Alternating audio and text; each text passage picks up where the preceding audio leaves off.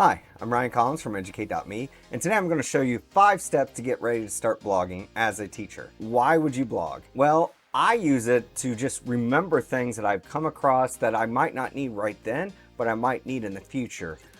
It's also a great way to reflect on what you did, so in the future you can go back and, okay, I did it this way then, maybe I can do it that way. Your blog can be designed for you mainly, and just other people might find it interesting, or you might look at doing it as some way to share what's going on in your classroom with others so they can learn from you.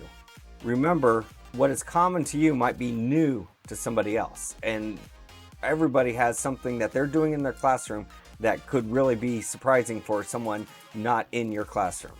So today we're going to go through on 5 steps on becoming a blogging teacher, starting with the definition of what a blog is.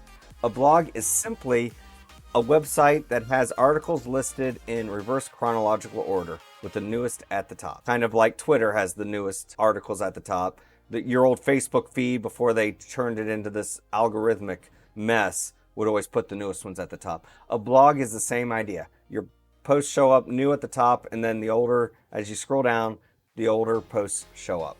So we're going to create a blog the simplest way I know how. A lot of people will say, well, just go to Blogger or WordPress. Well, the downside of using Blogger is there is no mobile app.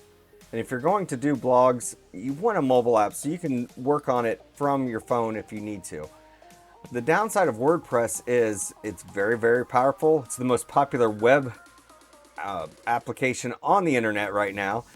But with that power, it becomes a little bit more complex than what you may be wanting to get into. So we're going to start out very, very simpler by using Tumblr. Tumblr in the past has had some questionable material, and I wouldn't be able to recommend it to you several years ago because of that questionable material.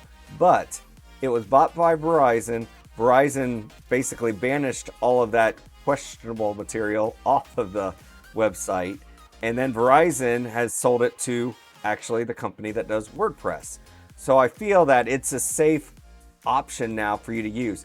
And there are some features in Tumblr that makes it so nice for you to starting out. So we're going to sign up with Tumblr. So I'm going to fill out my information here, create a pretty strong password, and this is going to be the blog name. So to visit this blog, you'll go to educatemetraining.tumblr.com. Now it wants to know how old I am. Okay, that's annoying. Now here it's going to ask you, what are you interested in? So it'll kind of find some other Tumblr blogs for you to follow. We're going to skip that for right now. And finally, we need to verify our address.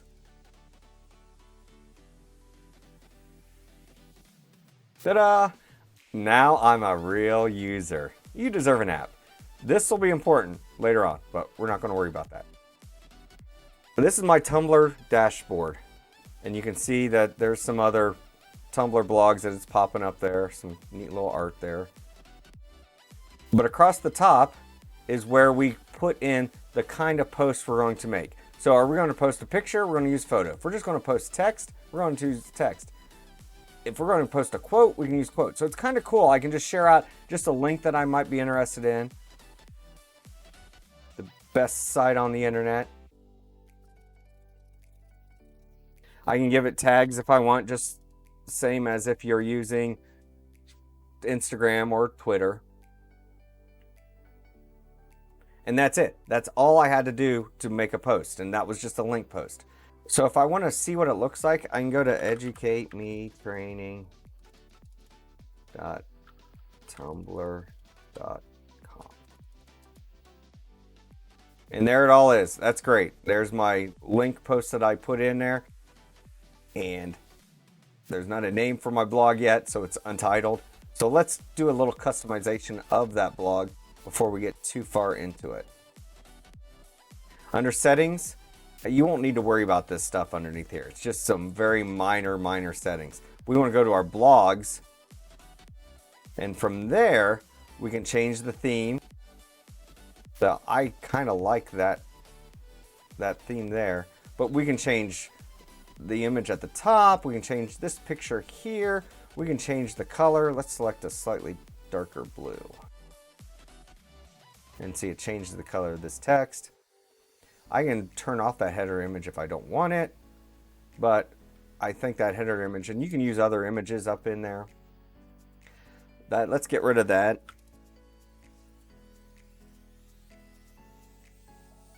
And we can actually select other themes if we don't want the official one. The official one looks pretty good. Some of these cost, but if you scroll down through here or select free themes, so you notice it changes the look of how it all is. So there's a ton of them on there. You are just starting out. Content is king. Don't worry about the look as much as the content, because that's what we want to worry about the most. So I'm just going to... So I just went to this, changed my title, and set a description. And I did change this color to be a little darker, but... Oops. And I might want to save that. These other options, just leave them as the default right now. You are just starting out. It doesn't matter what a lot of this stuff is. So if we wanted to make a post, and this is a regular post, I can make a title up for it. So I wrote my post and I hit post.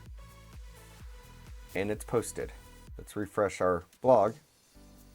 So you notice this changed now, doesn't say untitled, and has that in there. But there's my first post, and there's my link post, so you can go to look at Educate Me. But there's my first post. If I wanted to post a picture,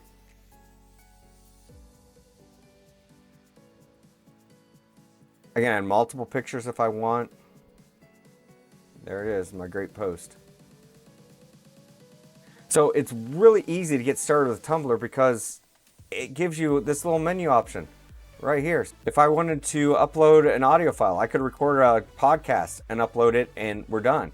Same way with video. I can record a video and upload it, and we're done.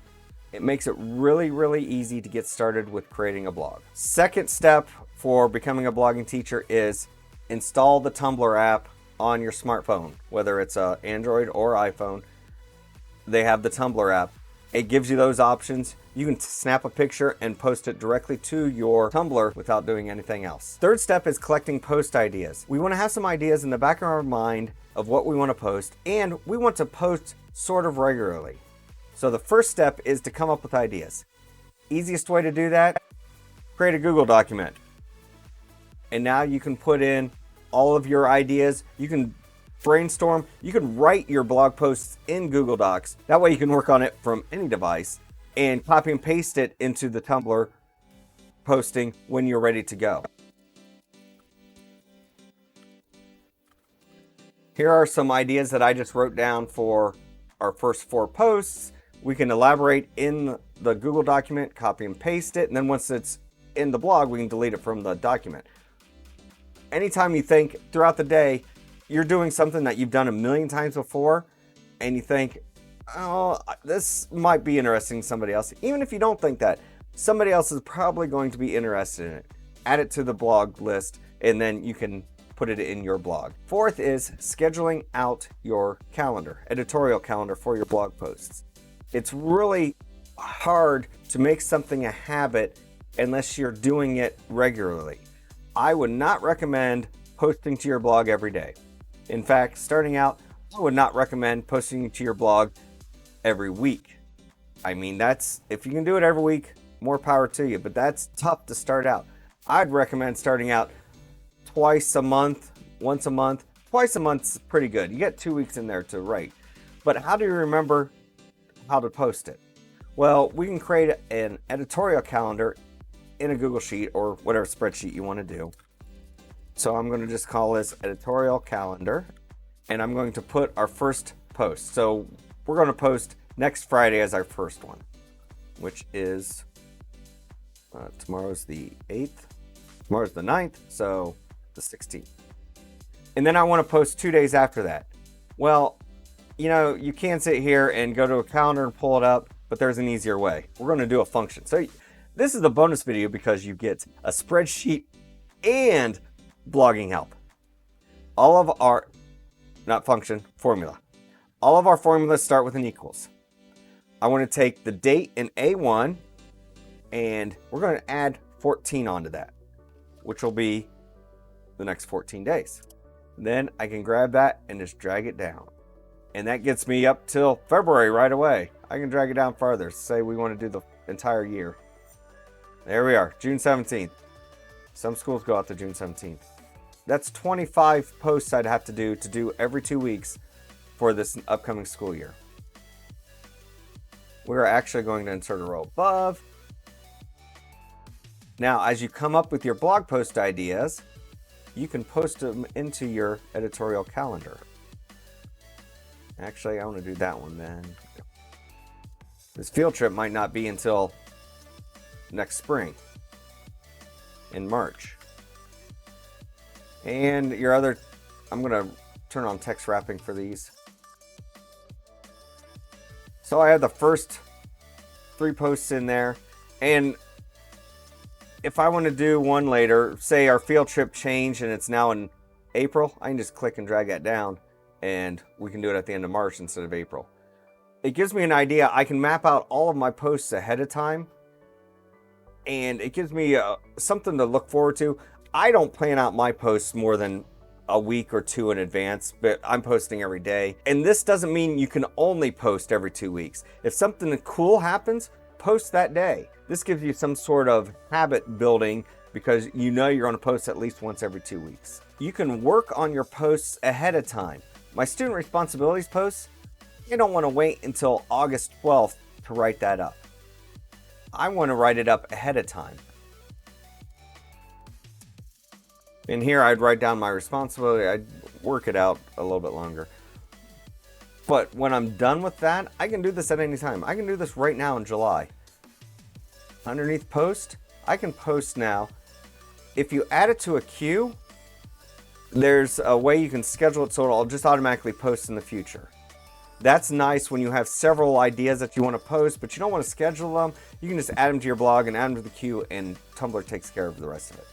I can save it as a draft, so my student responsibilities, if I'm not done with it, I can save it as a draft. I can post it so no one can see it but me. But the one we want is schedule. So I can schedule this. And so now it's going to just post on the 13th at 10 a.m. So I don't have to do anything now. I can write that post now and it'll be scheduled and it'll be ready to go.